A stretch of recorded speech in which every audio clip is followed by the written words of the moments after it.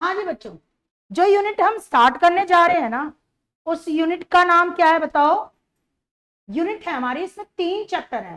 कितने चैप्टर हैं? 3। पहला है ब्रांच अकाउंट। ब्रांच अकाउंट, इसमें ना 18 मार्क्स का क्वेश्चन आएगा, यू का यू, राइट। और इसके ऑप्शन में 2 चैप्टर आएंगे। नाम है उसका डिपार्टमेंटल, कौन सा? Departmental account. और नाम है इसका लीज अकाउंट, राइट। जो डिपार्टमेंटल अकाउंट है वो 9 मार्क्स का आएगा, और जो लीज अकाउंट है वो भी 9 मार्क्स का आएगा। समझ रहे हो या नहीं समझ रहे हो? आपको या तो ये अकेला करना है, या फिर आपको ये दोनों चैप्टर करने हैं। तो बेस्ट ये है कि आप इस चैप्टर को ही रेडी करके ले जाओ, अच्छे से करवाऊंगी ये 2 चैप्टर भी रेडी, क्योंकि ऑप्शन का भरोसा नहीं होता, डिफिकल्ट इजी कैसा चैप्टर क्वेश्चन आ जाए। लेकिन बेटर ये है कि अच्छे से करना है तो कौन से वाला करो, ये वाला चैप्टर करो, ताकि ये दोनों चैप्टर आपके थोड़े वीक भी रह जाए ना, तो आपका काम चल जाएगा। आप उनको ऑप्शन में अवॉइड करके छोड़ के आ सकते हो। समझ में आ रही है बात या नहीं आ रही है? तो ब्रांच अकाउंट के ऑप्शन में डिपार्टमेंटल अकाउंट और लीज अकाउंट, 2 चैप्टर रेडी करो या अकेला ये करो। तो बेटर ये ना कि अकेला वो करो, राइट ना। तो इस चैप्टर को हम डीपली और थोड़ा टाइम लगा के करेंगे, जैसे हमने फाइनल अकाउंट टाइम लगा के किया। फाइनल अकाउंट हमने बहुत टाइम लगा के किया। पास तो हमने कॉन्सेप्ट की क्लास ली, कॉन्सेप्ट की 5 क्लास ली, और उसके बाद क्वेश्चंस की तो कम से कम 10 क्लासेस ली है, 7 8 10 क्लासेस। समझे या नहीं समझे? तो 15 क्लासेस का फाइनल अकाउंट बना दिया था हमने, तो इसको भी हम 10 15 क्लासेस का बनाएंगे। ब्रांच क्या होती है? सपोज करो मेरे पास एक हेड ऑफिस है, कहां पर? दिल्ली में। हेड ऑफिस कहां पर है? दिल्ली में। और मुझे माल बेचना है लखनऊ में। कहां बेचना है? लखनऊ में। तो मैं लखनऊ माल बेचूंगी, तो उसके लिए माल सेंड भी करना पड़ेगा, और सेंड करने के लिए वहां पर क्या खोलनी पड़ेगी मुझे? अपनी एक ब्रांच। अगर जहां पर भी आपका हेड ऑफिस होता है, वहां से आपको हर जगह छोटी छोटी क्या खोलनी पड़ती है? ब्रांच, ताकि वहां भी आप अपनी सेल कर पाओ। भाई लखनऊ में खोलूंगी, फिर उसके बाद ये तो यूपी में खुल गई है ना, बिहार में खोलनी है तो मैं पटना में खोलूंगी, हर जगह अपनी ब्रांच खोलूंगी ना। तो इन ब्रांच की अकाउंटिंग हम अब करना सीखेंगे। बस बेसिकली हमने ना trading and profit and loss account बनाया पिछले चैप्टर में, और बैलेंस शीट बनाई, लेकिन वो हमने हेड ऑफिस की अकाउंटिंग बना के सीखी थी, ये मानते हुए कि हमारा बिजनेस एक ही जगह काम करता है। दिल्ली में काम करता है तो दिल्ली में ही काम करता है। पर क्या ऐसा होता है कि हमारा बिजनेस दिल्ली में ही काम करे? नहीं, हमारा बिजनेस और स्टेट्स में भी तो हमारी ब्रांच खुली होती है, तो उस ब्रांच की हम अकाउंटिंग करना सीखेंगे। समझ में आ रही है ना बच्चों? जब हम ब्रांच की बात करते हैं ना, तो 2 टाइप की ब्रांच होती है। ब्रांच 2 टाइप की होती है। First is Indian branch. कौन सी branch? Indian branch. And second is foreign branch. मतलब यहां पर मैं इंडिया में काम कर रही हूँ, दिल्ली में, और ब्रांच भी कहां पर खोल रही हूँ बताओ? पटना में, लखनऊ में। तो ये कौन सी ब्रांच होगी? Indian branch. लेकिन अगर मैं न्यूयॉर्क में ब्रांच खोलूं, बाहर खोलूं, लंदन में ब्रांच खोलूं, तो ये कौन सी ब्रांच होगी? Foreign branch. फॉरेन ब्रांच आपके सिलेबस में नहीं है, नॉट इन सिलेबस। पता है क्यों? इसलिए नहीं है सिलेबस में क्योंकि फॉरेन में जो माल सेल होता है ना, वो डॉलर्स में सेल होता है। समझ में आ रही है ना? और डॉलर का प्राइस रोज क्या होता है? बढ़ता रहता है, और या घटता रहता है, फ्लक्चुएट होता है। तो उसके मुताबिक भी आपका प्रॉफिट भी क्या होता है? फ्लक्चुएट होता है। समझ में आ रही है ना? तो इस वाले को सीखने के लिए आपको डॉलर पे अच्छी कमान होना जरूरी है, या फिर आप जापान में सामान बेचो तो येन पे अच्छी कमान होना जरूरी है। समझ में आ रही है बात या नहीं आ रही है? जिस भी कंट्री में आप सामान बेच रहे हो, उस कंट्री की करेंसी पे आपको अच्छी कमान होना जरूरी है, क्योंकि बैलेंस शीट तो एक पर्टिकुलर डेट पे बनती है, और ट्रेडिंग एंड पीएनएल अकाउंट पूरे साल का बनता है। तो पूरे साल प्राइस क्या होता रहता है? फ्लक्चुएट होता रहता है, डॉलर का, उसका। तो इस वजह से आपके सिलेबस में नहीं डाल रखी, सीए के सिलेबस में है। सेम जो कराऊंगी सेम सीए के सिलेबस में टॉपिक है, सिर्फ किसको छोड़ के? Independent branch. आपकी सीए इंटर की भी तैयारी हो जाएगी इसको पढ़ने के बाद। 80% तो हो जाएगी, 20% एक्स्ट्रा क्वेश्चन करने पड़ेंगे बस सीए के लिए आपको। समझ में आ रही है बात या नहीं आ रही है? इंडियन ब्रांच आपकी 2 तरीके की होती है। एक होती है डिपेंडेंट ब्रांच। कौन सी ब्रांच? Dependent branch. और एक होती है इंडिपेंडेंट ब्रांच। डिफरेंस क्या होता है डिपेंडेंट ब्रांच में और इंडिपेंडेंट ब्रांच में? डिपेंडेंट ब्रांच हेड ऑफिस पे पूरे तरीके से डिपेंड करती है, हर छोटे छोटे डिसीजन के लिए वो किस पे डिपेंड करती है? हेड ऑफिस पे। इंडिपेंडेंट ब्रांच अपने कुछ डिसीजन ले लेती है। जैसे मैं आपको बताती हूँ, मैं अकाउंट्स पढ़ाती हूँ, मैं एक अकाउंट्स का टीचर रख लूँ, समझ में आ रही है ना बात? तो वो हर चीज पर मुझ पर डिपेंड हो जाएगा। मैम आज कौन सा चैप्टर कराना है, कौन सा क्वेश्चन कराना है, तो वो कौन सा है मेरे अंडर, लेकिन वो डिपेंडेंट है। अब मैथ का टीचर रख लूं तो मैथ का टीचर तो मुझसे रोज नहीं पूछेगा ना मैडम आज कौन सा चैप्टर पढ़ाना है, क्या पढ़ाना है, वो भी मेरे अंडर ही है, लेकिन वो अपने डिसीजन लेने के लिए क्या है, इंडिपेंडेंट है। तो डिपेंडेंट ब्रांच भी होती तो हेड ऑफिस के अंडर ही है। किसके अंडर होती है, हेड ऑफिस के। पर अपने छोटे छोटे डिसीजन के लिए भी किस पे डिपेंड करती है, हेड ऑफिस पे। और इंडिपेंडेंट ब्रांच भी हेड ऑफिस के अंडर ही होती है, लेकिन अपने छोटे छोटे डिसीजन के लिए वो हेड ऑफिस पे डिपेंड नहीं करती। अकाउंट्स का टीचर भी मेरे अंदर है और मैथ्स का टीचर भी मेरे अंडर है, पर अकाउंट्स का टीचर मेरे ऊपर डिपेंड करता है और मैथ्स का टीचर मेरे ऊपर डिपेंड नहीं करता। मुझे खुद ही नहीं मैथ्स आता तो मैं उसको क्या बताऊंगी। समझ में आ रही है बात या नहीं आ रही है, राइट ना। लेकिन अकाउंट्स का टीचर पूरे तरीके से मुझ पर डिपेंडेंट है। सो डिपेंडेंट ब्रांच पूरे तरीके से हेड ऑफिस पर डिपेंड होती हेड ऑफिस के अंडर ही है। और इंडिपेंडेंट ब्रांच हेड ऑफिस पर डिपेंड नहीं करती, होती वो भी हेड ऑफिस के अंडर ही है, क्योंकि ब्रांच है तो सबॉर्डिनेट तो हेड ऑफिस की कहलाएगी ना, चाहे डिपेंडेंट ब्रांच हो चाहे इंडिपेंडेंट ब्रांच हो। तो सबसे पहले डिफरेंस देखो डिपेंडेंट ब्रांच में। अच्छा, डिपेंडेंट ब्रांच में ना अकाउंटिंग करने के बहुत सारे सिस्टम है।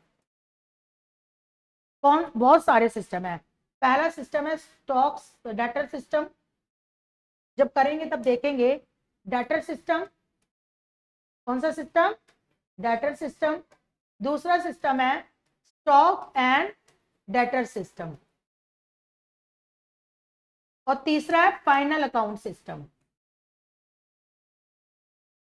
ठीक है, इसमें ऑफकोर्स ब्रांच का trading and profit and loss account बनाया जाता है। समझ में आ रही है ना बच्चों। प्लीज देखिए, सबसे पहले आप डिफरेंस देखिए डिपेंडेंट ब्रांच में और इंडिपेंडेंट ब्रांच में। तो देखिए डिपेंडेंट ब्रांच, दो कॉलम बना लिए मैंने। पहला कौन सा बनाया, डिपेंडेंट ब्रांच, और दूसरा इंडिपेंडेंट ब्रांच। डिफरेंस समझोगे तभी इसकी अकाउंटिंग सीखोगे। और थ्योरी में बहुत बार क्वेश्चन आता भी है, but is the difference between dependent branch and independent branch. समझो बेसिस, मेंटेनेंस ऑफ अकाउंट्स। आपको पता है डिपेंडेंट ब्रांच के जितने भी अकाउंट है ना, वो कौन मेंटेन करता है, हेड ऑफिस। कौन मेंटेन करता है, ब्रांच सिर्फ एक तो सेल का हिसाब रखती है, किसका, सेल का, कि उसने उधार माल कितना बेचा, और एक रिसीव फ्रॉम डेटर का हिसाब रखती है। समझो मेरी बात समझो। हेड ऑफिस मेरा दिल्ली में है, ब्रांच मेरी कहां पे है, लखनऊ में। लखनऊ ब्रांच कोई अकाउंटिंग नहीं करेगी, वो सिर्फ क्या करेगी, उसके पास कितना माल आया और कितना माल बिका, बस उसका हिसाब रख लेगी। शाम को मेरे को मेल कर देगी उस हिसाब का, और कितना उधार माल बिका और डेटर से कितना पैसा आया उसका हिसाब रखेगी। बाकी कोई अकाउंटिंग ब्रांच नहीं करेगी। तो प्लीज मेरी बात सुनिए, accounts of dependent branch, dependent branch के account is maintained by head office. कौन मेंटेन करता है बताओ, head office. Branch only keeps sales ledger, एक तो सेल्स का लेजर रखती है, और मतलब कितना माल बिका, एंड डेटर लेजर, और उधार जो माल बिका उससे कितना पैसा मिला। बाकी ब्रांच कुछ नहीं रखती, रेंट सैलरी जो कुछ भी पे करते हैं वो सारा का सारा कौन हिसाब रखता है बताओ, हेड ऑफिस। लेकिन इंडिपेंडेंट ब्रांच के अकाउंट वो हेड ऑफिस मेंटेन नहीं करता, इंडिपेंडेंट ब्रांच अपने अकाउंट खुद मेंटेन करती है। समझ में आ रही है ना। तो देखिए branch of accounts of independent branch के account is maintained by branch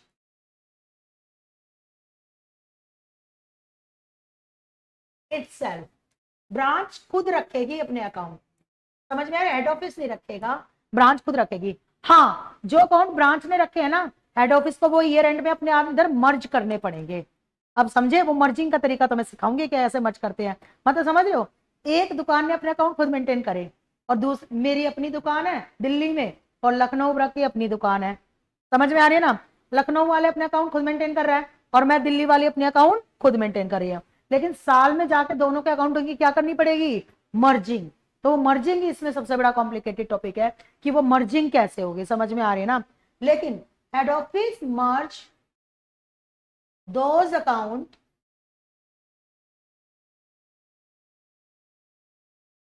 at year end with own account, अपने अकाउंट्स के साथ हेड ऑफिस ब्रांच के अकाउंट को क्या कर लेता है, मर्ज। समझो किसी हेड ऑफिस के, मैं जिस एसएमसी ग्लोबल में काम करती थी, जॉब करती थी, जब मैं नई नई सीए बनी, तो वहां सीए बनी तो उसकी 1000 ब्रांच थी, 1000 से ज्यादा, अब तो 2000 कवर कर गई होंगी, तो 1000 ब्रांच थी। तो हेड ऑफिस को अंत में जाके 1000 के 1000 ब्रांचों के अकाउंट अपने अंदर क्या करने पड़ते थे, मर्ज। तो हम सीए के ऊपर कितनी बड़ी रेस्पॉन्सिबिलिटी होती होगी, समझ में आ रही है बात या नहीं आ रही है, और उसकी अकाउंटिंग कितनी ज्यादा कॉम्प्लिकेटेड होती होगी। ओके, तभी तो एक सीए नहीं था वहां पर, मतलब कम से कम नहीं तो मेरे को पता है मेरे टाइम में 50-60 सीए जॉब करते थे वहां पर, राइट, क्योंकि एक सीए से इतना कॉम्प्लिकेशन समझे ही नहीं भाई, वो भी तो इंसान ही है। इवन इसकी अकाउंटिंग बड़ी आसान है। डिपेंडेंट ब्रांच की अकाउंटिंग कौन करता है बताओ, हेड ऑफिस। इजी, रेंट गया तो rent account debit to cash, salary गई तो salary account debit to cash. तो नॉर्मल अकाउंट हेड ऑफिस करता है, ब्रांच सिर्फ सेल के और डाटा के लेजर लिखती बनाती है, और वो भी रफ रफ, पूरा नहीं, फेयर, फेयर तो हेड ऑफिस ही बनाता है, डाटा के लेजर भी और सेल्स के लेजर भी। ब्रांच सारे दिन का लेखा जोखा शाम को मेल कर देती है हेड ऑफिस को, और सारे अकाउंट कौन बनाता है बताओ, हेड ऑफिस। आजकल तो बड़ी आसान है, मेल करो, जब भी कुछ काम हुआ मेल कर दो, एसएमएस कर दो, व्हाट्सअप कर दो 2 मिनट में, तो हेड ऑफिस उसकी एंट्री मार लेगा। रेंट पे हुआ, व्हाट्सअप कर दो इतना रेंट पे हुआ, हेड ऑफिस ने एंट्री मार ली। सैलरी पे हुई, व्हाट्सअप कर दो इतनी सैलरी पे हुई, हेड ऑफिस ने उसकी एंट्री कर ली। समझ में आ रही है बात या नहीं आ रही है। लेकिन ये थोड़ा सा कॉम्प्लिकेशन वाला काम है, क्योंकि यहाँ पर ब्रांच कौन कर रही है, हेड ऑफ अकाउंट मेंटेन कर रही है, समझ में। बाद में हेड ऑफिस अपने आप अंदर क्या करेगा, उसे इनकॉर्पोरेट करेगा। क्या करेगा, मर्ज की बजाय यहाँ पर वर्ड ज्यादा अच्छा कौन सा है, इनकॉर्पोरेट। इनकॉर्पोरेट, मर्ज अच्छा वर्ड नहीं है इसके लिए। समझ गए या नहीं समझ गए। अकाउंटिंग में देखना कितनी हेल्प मिलेगी इस थ्योरी से, इस थ्योरी से अकाउंटिंग में बहुत हेल्प मिलेगी। आपको लग रहा होगा मैम इतनी थ्योरी क्यों करा रही है। अब देखो, large expenses of head office, large expenses of branch, sorry, branch के बड़े बड़े खर्चे। बड़े बड़े खर्चे कैसे होता है, जैसे ब्रांच का रेंट, ब्रांच की सैलरी, यही होते हैं बड़े बड़े मोस्टली खर्चे। यहां पर बड़े बड़े खर्चे हेड ऑफिस पे करता है। भाई ब्रांच बोल देती है मैं रेंट देना है, तो हेड ऑफिस पेटीएम कर देगा, गूगल पे कर देगा। समझ में आ रही है ना, इतना आसानी तो आजकल के टाइम। ब्रांच कहेगी सैलरी देनी है, हेड ऑफिस के अकाउंट से ही एम्प्लॉयज के अकाउंट में सैलरी क्या हो जाएगी, ट्रांसफर हो जाएगी। समझ में आ रही है बात या नहीं आ रही है। तो please, large expenses of branch is mostly paid by head office, mostly paid by head office. कभी कभी बहुत जरूरत पड़े तो ब्रांच पे करती है। कभी कभी तो ऐसा होता है कोई आके अड़ जाता है, मुझे तो अभी पेमेंट चाहिए, मुझे तो अभी पेमेंट चाहिए, तो उस टाइम किसको पेमेंट करनी पड़ती है, ब्रांच को। लेकिन मोस्टली कौन पे करता है, हेड ऑफिस पे करता है। समझ में आ रही है बात या नहीं आ रही है। और यहाँ पर बड़े खर्चे ब्रांच अपने खुद पे करती है। बात समझ में आ रही ना, हेड ऑफिस का वेट नहीं करती। तो large expenses of branch is mostly paid by branch itself, branch खुद पे करती है। समझ गए नहीं समझ गए, हेड ऑफिस की जरूरत नहीं है, राइट। ओके,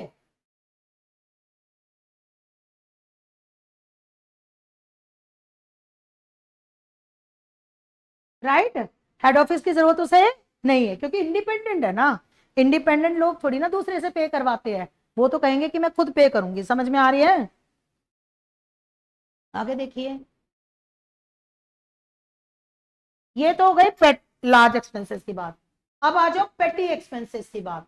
इसी पे पूरा प्रैक्टिकल क्वेश्चन डिसाइडेड है, इन्हीं देखना, इसी में से प्रैक्टिकल क्वेश्चन आएंगे फिर। पेटी एक्सपेंसेस, पेटी एक्सपेंसेस मतलब चाय पानी के खर्चे। ब्रांच के चाय पानी के खर्चे हेड ऑफिस पे करेगा। डिपेंडेंट ब्रांच बेशक है। अब एक बात बताओ, एक कप चाय लेनी है ब्रांच को, तो क्या हेड ऑफिस पेटीएम करेगा, इतना टाइम तो हेड ऑफिस के लिए नहीं है। तो ब्रांच खुद ही पे करती है पेटी एक्सपेंसेस। लेकिन उसके लिए हेड ऑफिस क्या भेज देता है, पेटी कैश। क्या भेज देता है, पेटी कैश। हेड ऑफिस अलग से 5-4 हजार रुपए दे देगा ब्रांच के मैनेजर को, और उसमें से ब्रांच का मैनेजर छोटे छोटे पेटी एक्सपेंसेस क्या करता रहेगा, पे करता रहेगा। समझ में आ रही है ना।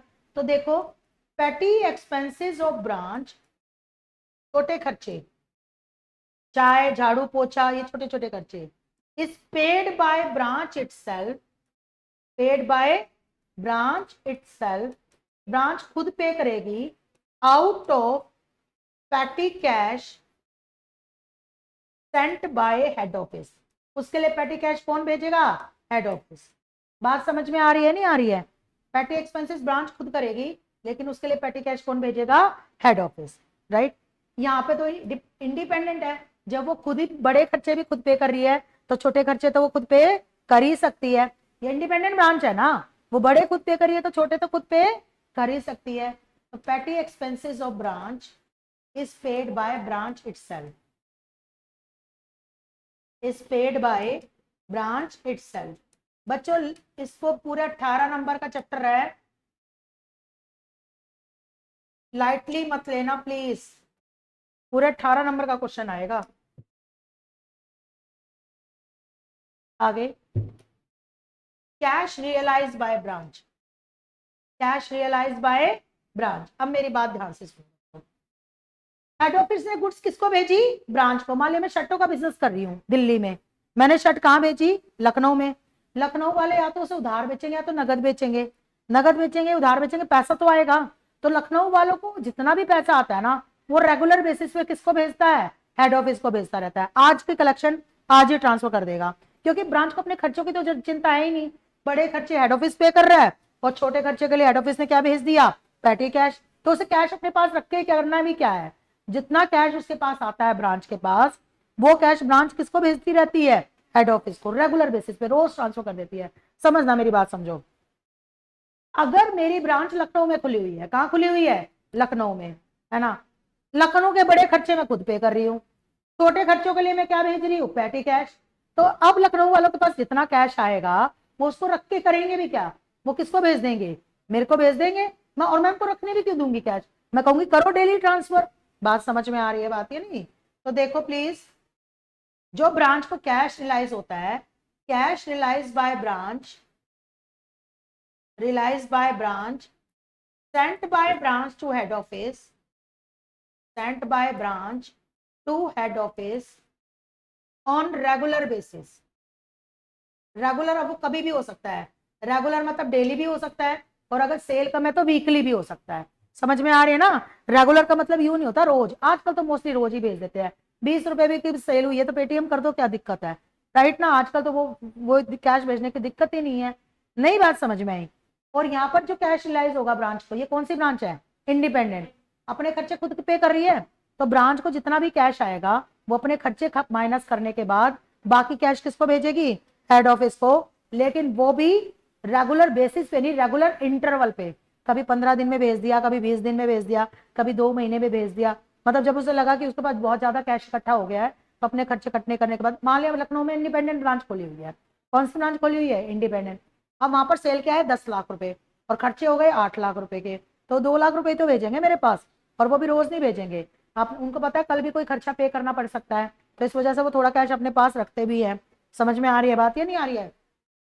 तो cash realise by branch, cash realise by branch, sent by branch to head office at regular basis, नहीं एट रेगुलर इंटरवल। अब इंटरवल पे भेजती है ना, आफ्टर डिडक्टिंग, वो भी माइनस करने के बाद, है ना, इज इट्स एक्सपेंसेस, अपने खर्चे माइनस करने के बाद। तो ये है डिफरेंस। पेपर में ऑलमोस्ट हर बार आता ही आता है डिपेंडेंट ब्रांच और इंडिपेंडेंट ब्रांच में। तो मैंने डिपेंडेंट ब्रांच बता दी और इंडिपेंडेंट ब्रांच। अब मैं डिपेंडेंट ब्रांच का कौन सा सिस्टम करा रही हूँ? Debtor system. डिपेंडेंट ब्रांच का कौन सा सिस्टम करा रही हूँ? अकाउंटिंग सीखते हैं आप, ठीक है ना। सुनिए,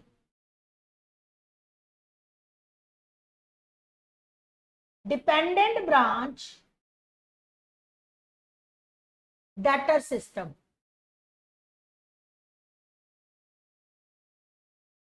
बहुत इजी अकाउंटिंग है अगर आप लोग अच्छे से करोगे तो, राइट। अगर इससे क्वेश्चन आता है तो 15 नंबर, 15 नहीं 18, पहले आता था 15 का, अब तो 18-18 नंबर के क्वेश्चन हो गए ना। पहले 75 का पेपर था ना, तो 75 में 15-15 नंबर के 5 क्वेश्चन आते थे, मतलब 10 आते थे, 10 में से 5 करने होते थे। अब 90 का पेपर हो गया तो 18-18 मार्क्स के 10 आएंगे, 10 में से क्या करने होंगे? 5। और 10 में से 5 कैसे, 1 के ऑप्शन में 1, मतलब ऐसा नहीं है कि कोई भी 5 करो, 2 के ऑप्शन में 2, ऐसे करने होंगे, समझ में आया, 3 के ऑप्शन में 3। तो अभी मैंने जो ऑप्शन बताया था, ब्रांच के ऑप्शन में कौन सा क्वेश्चन आएगा बताओ, लीज का और डिपार्टमेंटल का। समझ गए या नहीं समझ गए, ब्रांच का अकेला 18 नंबर का आएगा और लीज और डिपार्टमेंटल के 9 नंबर के, या 10 और 5 के, जैसा भी हो सकता है। समझ में आया, जैसे भी क्वेश्चन की लेंथ होगी उसके according. Dependent branch debtor system. अच्छा ये बताओ, जो भी अकाउंट्स बनेंगे किसकी बुक में बनेंगे, ब्रांच की बुक में या हेड ऑफिस की बुक में, हेड ऑफिस की बुक में, क्योंकि कौन सी ब्रांच है, डिपेंडेंट। तो जितने भी अकाउंट बनाना सिखाऊंगी वो ब्रांच की बुक में सिखाऊंगी या हेड ऑफिस की बुक में, हेड ऑफिस में। तो in this system following accounts is prepared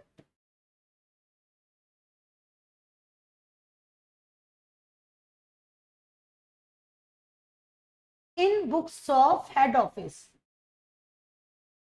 in books of head office. आप बताओ, अकाउंट के एक्सपर्ट हो ना, हेड ऑफिस की बुक में किसका अकाउंट बनना चाहिए, राम की बुक में किसका अकाउंट बनता है, श्याम का, और श्याम की बुक में किसका अकाउंट बनता है, राम का। तो बुक किसकी है, हेड ऑफिस की। तो हेड ऑफिस की बुक में किसका अकाउंट बनना चाहिए, ब्रांच का। नहीं है ये बात समझ में, राइट ना। हेड ऑफिस की बुक में सबसे पहला अकाउंट जो बनेगा वो कौन सा अकाउंट बनेगा, ब्रांच का, ठीक है। दूसरा बनेगा, हेड ऑफिस से जो अकाउंट बनाएगा, ये अकाउंट ब्रांच भी खुद भी बनाएगी और ये अकाउंट हेड ऑफिस भी बनाएगा, branch debtor account. Branch debtor account मतलब मैंने सामान लखनऊ भेजा, लखनऊ वालों ने वो सामान राम को उधार भेज दिया, तो राम का अकाउंट भी तो बनना चाहिए ना। इस राम के अकाउंट को लखनऊ वाले भी बनाते हैं और इस राम के अकाउंट को मैं भी बनाती हूँ, कोई मुश्किल नहीं, उनके अकाउंट को ही मंगवा लेती हूँ, कॉपी पेस्ट मार देती हूँ। समझ में आ रही है बात, ये नहीं आ रही है। तीसरा जो अकाउंट बनेगा that is branch cash account. देखो मेरी बात सुनो, मैं ब्रांच को लगातार कैश भेजती रहती हूँ बड़े खर्चों के लिए, और ब्रांच भी मेरे पास लगातार कैश भेजती रहती है, जो उनको पैसा मिलता है डेटर से। तो एक अकाउंट तो ऐसा बनना चाहिए ना कि जो मैंने कैश ब्रांच को भेजा और जो ब्रांच ने मुझे कैश भेजा उसका हिसाब किताब रख सके। समझ में आ रही है बात, यहाँ पर मोस्टली तो कैश, देखो दो ही चीजें जा रही है और आ रही है, एक तो मेरी तरफ से क्या जा रही है, गुड्स क्या जा रही है जिनको वो बेच रही है, और एक मेरी तरफ से क्या जा रहा है, कैश, जिसमें से खर्चे पे हो रहे हैं, या उनकी तरफ से भी क्या आ रहा है, कैश आ रहा है, तो उस कैश का अकाउंट बनना चाहिए। समझ में आ रही है ना बात, ये नहीं आ रही है। And fourth, branch stock account, goods भी तो जा रही है मेरी तरफ से, स्टॉक अकाउंट, ये हर केस में नहीं बनेगा, एक ही क्वेश्चन है इसका स्टॉक अकाउंट का, तो लिख दिया इफ रिक्वायर्ड, अगर हमें जरूरत पड़ेगी तो बनाएंगे, अदरवाइज नहीं। अगर स्टॉक का ओपनिंग क्लोजिंग बैलेंस दिया होगा तो हमें बनाने की जरूरत नहीं है, अगर ओपनिंग क्लोजिंग बैलेंस गायब होगा तो हम ये स्टॉक अकाउंट बनाएंगे। समझ में आ रही है ना। एंड जो पांचवा अकाउंट हम बनाएंगे वो बनाएंगे पेटी कैश अकाउंट। ये तो बड़ा कैश है ना, बड़ा कैश, लाखों वाला कैश, जो लाखों वाला कैश हम बेचते हैं खर्चों के लिए, और लाखों का कैश बैंक क्या करती है, ब्रांच वापस करती है। या करोड़ों का कैश जो हम बेचते हैं और करोड़ों का कैश ब्रांच क्या करती है, वापस। वो तो जितनी बड़ी ब्रांच होगी उतने बड़ा कैश होगा। और एक पेटी कैश नहीं होता जो चाय पानी के लिए भेजा जाता है, 10,000, 5,000, 20,000, है ना। तो कौन सा अकाउंट बताओ, पेटी कैश अकाउंट। ये भी हमेशा जरूरत नहीं पड़ेगी, अगर पेटी कैश के बैलेंस दिए हुए हैं तो हमें नहीं बनाना, अगर बैलेंस गायब है तो हमें बनाना है। तो ये 3 अकाउंट तो मैं पक्का बनवाऊंगी। कौन कौन से, branch account, branch debtor account, branch cash account.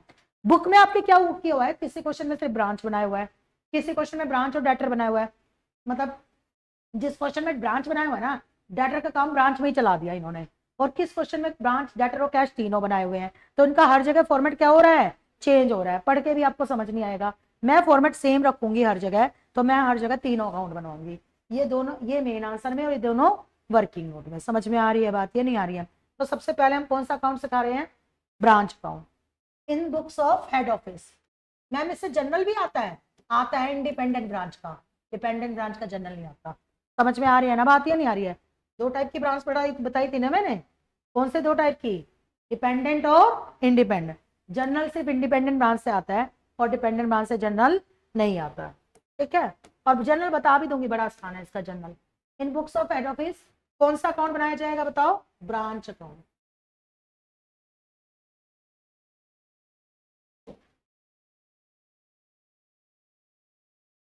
ये हमारा ब्रांच अकाउंट है।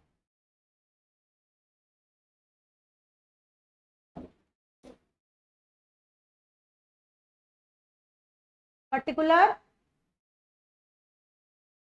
Amount, particular amount. बोलो ठीक है। प्लीज मुझे बताओ ये डेबिट और ये क्रेडिट। आपने बचपन में एक रूल पढ़ा, debit the receiver credit the giver, याद है traditional approach, debit the receiver credit the giver. अच्छा एक बात बताओ, अगर कुछ हेड ऑफिस ने भेजा, sent by head office to branch, head office ने ब्रांच को कुछ भेजा तो ब्रांच क्या बन गई, रिसीवर। तो यहाँ किस साइड में आना चाहिए, डेबिट साइड में। कुछ भी भेजा हेड ऑफिस ने, गुड्स भेजा, पैटी कैश भेजा, कैश भेजा, कुछ भी भेजा हेड ऑफिस ने ब्रांच को, तो ब्रांच रिसीवर बन गई, तो वो यहाँ आना चाहिए। और यहाँ क्या आएगा बताओ, sent by branch to head office. जो ब्रांच ने किसको भेजा, हेड ऑफिस को, क्योंकि इस केस में ब्रांच क्या बन गई, गिवर। क्या बन गई, रूल था debit the receiver, debit the receiver और क्रेडिट द गिवर। हम ब्रांच का अकाउंट बना रहे हैं ना, किसका अकाउंट बना रहे हैं, ब्रांच का। यहाँ हेड ऑफिस ने भेजा है ब्रांच को, तो ब्रांच क्या बन गई, रिसीवर। और यहाँ ब्रांच ने भेजा है किसको, हेड ऑफिस को, तो ब्रांच क्या बन गई, गिवर। अब बताओ हेड ऑफिस ब्रांच को क्या क्या भेजता है, क्या क्या भेजता है। एक तो गुड्स भेजता है, to goods sent to branch. ये गुड्स किसने भेजी है, गुड्स सेंट बाय, किसने भेजी है, हेड ऑफिस ने, किसको, ब्रांच को। वो क्वेश्चन बताएगा कितने की भेजी है। क्वेश्चन बताए 20 लाख की भेजी है तो 20 लाख डाल देना, हैप्पी दिवाली, बस बात ना। Goods sent by head office to branch, ये गुड्स किसने भेजी है, हेड ऑफिस ने, किसको, किसने भेजी है गुड्स, किसने, किसको, तो ब्रांच क्या बन गई, रिसीवर। बोलो ठीक है। तो डेबिट साइड में आएगा। मान लिया हेड ऑफिस ने ब्रांच को 20 लाख रुपए की शर्ट भेजी, भैया लो बेच देना मेरी शर्टें। ब्रांच को पहनने के लिए तो भेजी नहीं होगी ना शर्ट, इसलिए बेची होगी, सेल कर दे ब्रांच। उसमें से 1 लाख रुपए की शर्ट डिफेक्टिव है, तो ब्रांच उसको अपने पास रख के क्या करेगी, वापस करेगी। तो इसमें क्या आएगा, by goods sent to branch या बाय ब्रांच, टू ही से अकाउंट, क्योंकि एक ही अकाउंट होता है ना जिसे टू ही लिखा जाता है। ये क्या आएगा बताओ, goods return by branch to head office. ये ब्रांच किसने रिटर्न किया है, ब्रांच ने, किसको, हेड ऑफिस को। वैसे यहाँ पर बाय वर्ड यूज किया जाता है, पर ये एक ही अकाउंट होता है ना, इससे हम टू ही वर्ड यूज करते हैं। समझ में आ रही है बात या नहीं आ रही है। ये गुड्स किसने भेजी बताओ, ये गुड्स किसने भेजी, ब्रांच ने, किसको, हेड ऑफिस को। ये गुड्स किसने भेजी, हेड ऑफिस ने, ब्रांच को, हेड ऑफिस ने, और ये रिटर्न किसने की, ब्रांच ने, हेड ऑफिस को। समझ में आ रहे ना। अब हेड ऑफिस और क्या भेजता है, petty cash, to petty cash send to branch, है ना। ये क्या होगा बताओ, petty cash sent by head office to branch. मानते हो, पैटी कैश किसने भेजा, हेड ऑफिस ने, किसको, ब्रांच को। अब ब्रांच क्या भेज देती है बताओ, बाय कैश। ब्रांच क्या भेज देती है, बाय कैश। बाय कैश में ब्रांच क्या भेजती है, cash sent by branch to head office. बच्चों कितना सिंपल सा है। जो हेड ऑफिस भेज रहा है वो किस साइड में, डेबिट साइड में, और जो ब्रांच भेज रही है वो किस साइड में, क्रेडिट साइड में। हेड ऑफिस ब्रांच को क्या भेज रहा है, गुड्स। हेड ऑफिस ब्रांच को क्या भेज रहा है, पैटी कैश। ब्रांच क्या भेज रही है, रिटर्न कर रही है गुड्स, और ब्रांच क्या भेज रही है, कैश भेज रही है। किसको कैश भेज रही है बताओ, हेड ऑफिस को। भाई सेल से जो पैसा आएगा वो भेजेगी ना हेड ऑफिस को। समझ में आ रही है बात या नहीं आ रही है। अच्छा अब मेरी बात ध्यान से सुनिए, कुछ खर्चे ब्रांच के हेड ऑफिस पे कर देता है। कौन पे कर देता है, तो वो यहां नहीं आना चाहिए, to cash. Expenses of branch paid by head office. और कौन से एक्सपेंसेस, बड़े खर्चे। बोलो ठीक है, लार्ज एक्सपेंसेस। छोटे खर्चे के लिए तो पैटी कैश भेज दिया, और बड़े खर्चे हेड ऑफिस ने खुद भेज दिए, खुद कर दिए। अच्छा एक बात बताओ, जो हेड ऑफिस ब्रांच के लिए खुद कर देता है खर्चे, वो भी तो भेजने के बराबर ही हो गया। समझो मेरी बात समझो। अगर मैं तुम्हारी फीस पे कर देती हो कोई कॉलेज की, तो एक तरीके से कैश तुम्हें ही तो दे दिया, है ना। मैं तुम्हारे घर का किराया दे देती हूँ, तो एक तरीके से कैश तुम्हें ही तो दे दिया। समझ में आ रही है ना। तो ये खर्चे किसने किया बताओ, हेड ऑफिस ने। किसके लिए, ब्रांच के लिए। तो एक तरीके से हेड ऑफिस ने जब ब्रांच के लिए किया है, तो एक तरीके से उसने वो पैसा किसको दे दिया, ब्रांच को ही दे दिया। और ब्रांच को जो हेड ऑफिस देता है वो किस साइड में आता है बताओ, डेबिट साइड में। समझ गए या नहीं समझ गए। ब्रांच को जो हेड ऑफिस देता है वो किस साइड में आता है बताओ, डेबिट साइड में। अंडरस्टूड। अब आगे चलिए प्लीज। अब यहां ब्रांच के पास बैलेंस सीडी बच जाएगा। क्या बच जाएगा, closing balance, closing asset with branch, जो ब्रांच के पास लास्ट में अंत में बच जाएगा। समझे या नहीं समझे, दोबारा समझ लो। गुड्स किसने बेची है, किसको, ब्रांच को। हेड ऑफिस ने ब्रांच को। गुड्स किसने रिटर्न की है, ब्रांच ने। किसको, हेड ऑफिस को। पेटी कैश किसने भेजा है, हेड ऑफिस ने। किसको, ब्रांच को। कैश किसने भेजा है, ब्रांच ने हेड ऑफिस को। ये खर्चे किसने किए हैं, हेड ऑफिस ने ब्रांच के लिए, तो इसका मतलब हेड ऑफिस ने ब्रांच को ही भेजा है। अब बैलेंस सीडी में ब्रांच के पास क्या स्टॉक नहीं बच जाएगा, बचेगा नहीं क्या स्टॉक। अगर नहीं दे रखा तो फिर स्टॉक का अकाउंट बनाना पड़ता है। ये स्टॉक कैसे बचेगा, मान लिया हेड ऑफिस ने 10 लाख का माल भेजा, कितने का बेचा, उसमें से सेल कितने का हुआ, 9 लाख का, तो कितने का बचा पड़ा है ब्रांच के पास, 1 लाख का। वो किस नाम से आएगा बताओ, स्टॉक के नाम से। अब कितने और डेटर बच जाएंगे, और क्या बच जाएंगे बताओ, डेटर। डेटर कैसे बच्चों, 10 में से कितने का बिका था, 9 का, लेकिन अभी पैसे कितने मिले हैं, 8 लाख, है ना। तो 1 लाख अभी मिलने बाकी है, तो वो किस नाम से आ जाएंगे, डेटर के नाम से। और कैश बच जाएगा। कैश कैसे बचेगा बताओ, कैश कैसे बचेगा बोलो।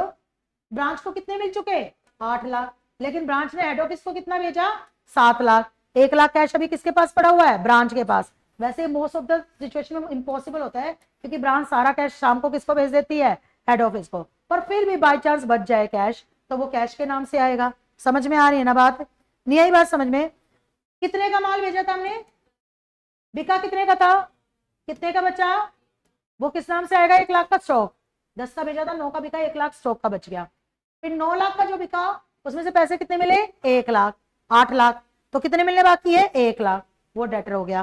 फिर 8 लाख जो मिले उसमें से ब्रांच ने हेड ऑफिस को कितना भेज दिया, 7 लाख। अभी 1 लाख भेजना बाकी है, वो कैश के नाम से आएगा। एक और आएगा पेटी कैश। क्या आएगा, पेटी कैश मतलब 5,000 कैश भेजा था, उसमें से पेटी एक्सपेंसेस हुए सिर्फ 4,000 के, कितने हुए, अभी 1,000 का पेटी कैश भी तो बच रहा होगा। और ब्रांच की अदर एसेट्स भी बच रही होंगी। अदर एसेट मतलब फर्नीचर, बिल्डिंग, मशीनरी, ये भी तो बच ही रही होंगी ब्रांच के पास, ये थोड़ी ना गायब हो जाएंगी। तो अदर एसेट, ये कौन से बैलेंस बच गए बताओ, क्लोजिंग बैलेंस। कौन से बैलेंस बच गए ये। अब एक बात बताओ, क्लोजिंग में होंगे तो ये ओपनिंग में भी तो होंगे, इसे किस नाम से लिखा जाएगा, टू बैलेंस बीडी। समझ गए ना। ये कौन सी एसेट हो गई बताओ, ओपनिंग एसेट।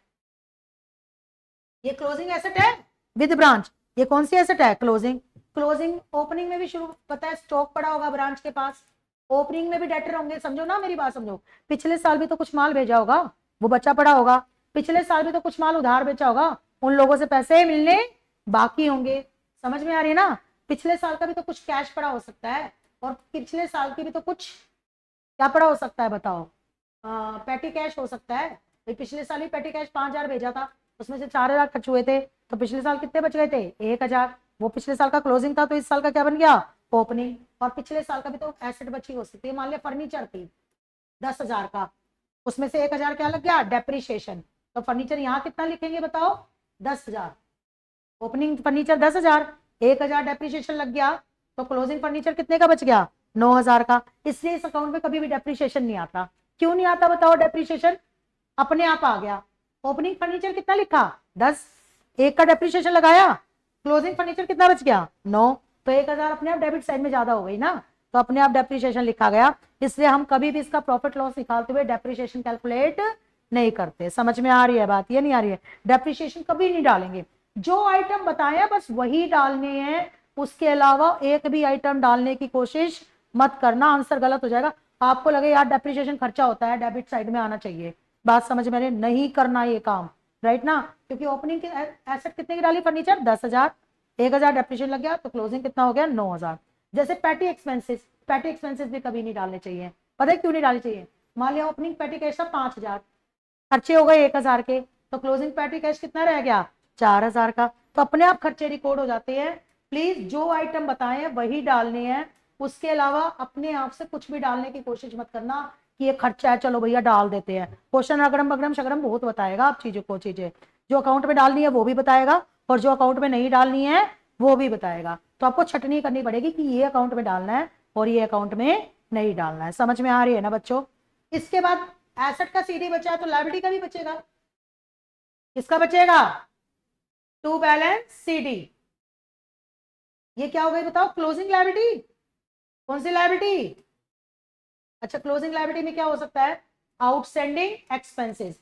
मान लिया रेंट अभी दिया ही नहीं, ना हेड ऑफिस ने दिया ना ब्रांच ने दिया, तो रेंट देना बाकी है, तो ये किस नाम से आएगा, आउटस्टैंडिंग एक्सपेंसेस। अगर क्लोजिंग हो सकता है तो ओपनिंग भी हो सकता है, बाय बैलेंस बीडी, बोलो ठीक है, by balance BD, opening outstanding, right. अब मेरी बात सुनिए, बिल्कुल बन गया, अब आपका ब्रांच अकाउंट बिल्कुल क्या हो गया, रेडी हो गया, रेडी बिल्कुल तैयार हो गया। अब आप लोग क्या करोगे बताओ,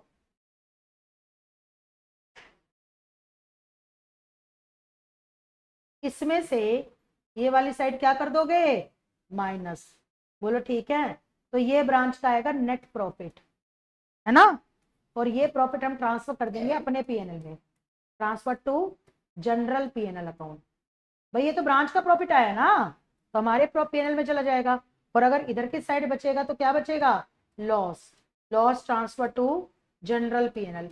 मुझे बताओ ये प्रॉफिट लॉस बचा है, ये किसका बचा है, ब्रांच का, किसका बचा है, ब्रांच का बचा है, ये प्रॉफिट बचा है इस साइड, आपको पता है इस साइड हमेशा प्रॉफिट बचता है, रिवैल्यूएशन का भी इस साइड बचता था, और इस साइड हमेशा क्या बचता है, लॉस, ये बचेगा ब्रांच का तो हम अपने जनरल पीएनएल में डाल देंगे, और ये बचेगा लॉस तो ये हम अपने हेड ऑफिस के पीएनएल में डाल देंगे। डिपेंडेंट ब्रांच है ना, तो बाद में जाके अकाउंट इनकॉर्पोरेट नहीं करने, अकाउंट इनकॉर्पोरेट करने हैं तो प्रॉफिट को अपने प्रॉफिट के अंदर क्या करना है, इनकॉर्पोरेट करना है, ब्रांच के प्रॉफिट को अपने प्रॉफिट के अंदर क्या करना है, समझ गए या नहीं समझ गए, राइट। प्लीज अब मुझे बताओ, मुझे सिर्फ इतना बताओ, ये ब्रांच अकाउंट कौन सा अकाउंट है, रियल, नॉमिनल या पर्सनल, एक पेपर में क्वेश्चन आता है, जो बच्चा जवाब देगा ना सच में मान जाऊंगी, रियल, पर्सनल या नॉमिनल, तीनों एसेट के बैलेंस हैं, बीडी सीडी इसलिए रियल, फर्नीचर अकाउंट में तो टू बैलेंस बीडी और बाय बैलेंस सीडी होता है, मशीनरी अकाउंट में तो टू बैलेंस बीडी और बाय बैलेंस सीडी होता है, लेन देन की बात है तो पर्सनल, कभी ब्रांच से मंगवा रहे हैं और कभी ब्रांच से दे रहे हैं, और प्रॉफिट लॉस कैलकुलेट हो रहा है इसलिए नॉमिनल। या तो कोई अकाउंट रियल होता है, या तो कोई अकाउंट पर्सनल होता है, या तो कोई अकाउंट नॉमिनल होता है। ये पहली बार आप लाइफ में एक ऐसा अकाउंट सीख रहे हो जो रियल भी है, पर्सनल भी है और नॉमिनल भी है। रियल पता है ना, जितने भी एसेट के अकाउंट होते हैं कौन से अकाउंट होते हैं, रियल, मशीनरी फर्नीचर सब रियल होते हैं। जिनसे लेन देन होता है जैसे डेटर और क्रेडिटर, वो कौन से अकाउंट होते हैं, पर्सनल, इनसे लेन देन है ब्रांच का इसलिए पर्सनल भी है, एसेट का बैलेंस शीट है इसलिए रियल भी है, और जो प्रॉफिट लॉस खर्चे कैलकुलेट करे वो क्या है, नॉमिनल। बात समझ में आ रही है ना, और ये प्रॉफिट लॉस एक्सपेंसेस की बात करता है तो इसलिए क्या है, नॉमिनल। बात समझ में आ रही है ना, तो लाइफ में फर्स्ट टाइम ऐसा अकाउंट बना रहे हो जो रियल, पर्सनल और नॉमिनल को सब्स्टिट्यूट करता है, ठीक है ना। आपको समझ में आ गया ब्रांच अकाउंट। अरे अगर एक छोटा सा ब्रांच अकाउंट बनाओ, छोटो स्मॉलो ब्रांच अकाउंट, स्मॉलो ब्रांच अकाउंट, आपको बस इतना सा याद रखना है इस ब्रांच अकाउंट में, ज्यादा नहीं, ज्यादा नहीं, छोटू ब्रांच अकाउंट, ये छोटू ब्रांच अकाउंट है। एक कहते हैं ना carbon copy, carbon copy of branch account, Chhotu copy, small copy. यहाँ क्या लिखते हैं, ओपनिंग एसेट जितनी भी हो, ठीक है, यहाँ क्या लिखते हैं, क्लोजिंग एसेट, बोलो ठीक है। यहाँ क्या लिखते हैं, ओपनिंग लायबिलिटी, राइट, शुरुआत के दिन की लायबिलिटी, और यहाँ क्या लिखते हैं, क्लोजिंग लायबिलिटी। राइट। यहाँ क्या लिखते हैं, Saint by head office, right, जो भी भेजे। और यहाँ क्या लिखते हैं, सेंट बाय ब्रांच। और यहाँ क्या लिखते हैं, to expenses of branch paid by head office. बस यही डालना है, बस यही आइटम डालने हैं। ये स्मॉल वर्जन हो गया ब्रांच अकाउंट का, छोटे स्मॉल टाइप पे याद करना हो बस। अब इसमें से ये वाली साइड क्या कर दोगे, माइनस, तो ये निकल के आएगा, क्या निकल के आएगा, नेट प्रॉफिट। बोलो ठीक है। और ये क्या निकल के आएगा, नेट लॉस। समझ गए। 18 नंबर आपके। बस वो दो छोटे छोटे अकाउंट और बनाने सिखाने हैं, वो तो ज्यादा मुश्किल नहीं है, डेटर अकाउंट और कैश अकाउंट, वो आपको आता ही है। डेटर बढ़े तो डेबिट, घटे तो क्रेडिट, और कैश बढ़े तो डेबिट, घटे तो क्रेडिट, स्टॉक बढ़े तो डेबिट, घटे तो क्रेडिट, ये सारे अकाउंट आपको बनाने आते हैं। बस मुझे याद दिलाने आपको 11th क्लास में आप कैसे बनाते थे। डेटर, कैश, स्टॉक, ये सब आते हैं आपको, समझ में आ रही ना। मेन बात थी कौन सा अकाउंट सिखाना, ब्रांच अकाउंट, वो आपको आ ही गया, राइट ना। क्लियर हो गया। ये कहानी है आपकी ब्रांच अकाउंट की। Opening asset, closing asset, opening liability, closing liability, sent by head office, sent by branch, और expenses of branch paid by head office. बस इतना ही याद रखना। बाकी चाहे डेप्रिसिएशन आता रहे, पेटी एक्सपेंसेस आता रहे, कुछ भी आता रहे, कोई भी कहानी आती रहे, प्लीज कुछ भी इस अकाउंट में नोट मत करना, वरना बहुत प्रॉब्लम हो जाएगी। समझ में आने ना, अकाउंट पूरी तरीके से गलत बन जाएगा और प्रॉफिट गलत कैलकुलेट हो जाएगा। अंडरस्टूड। Thank you. कल क्वेश्चन करेंगे इसके।